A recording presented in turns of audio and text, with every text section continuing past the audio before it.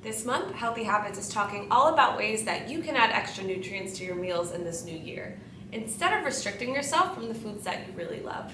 Check out our last videos for some more tips and tricks, but tonight we're talking all about ways that you can add to your favorite frozen desserts.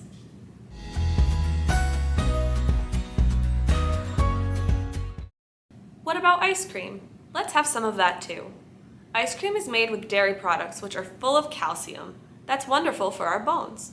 However, most ice creams are made with a lot of added sugars that can spike our blood sugar.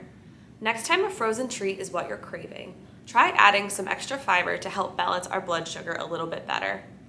Berries are a great addition for flavor and texture, and add some extra antioxidants and vitamins as well. This new year, let's stay mindful of what's in the foods we're enjoying, but don't be afraid to still eat the things that bring you joy.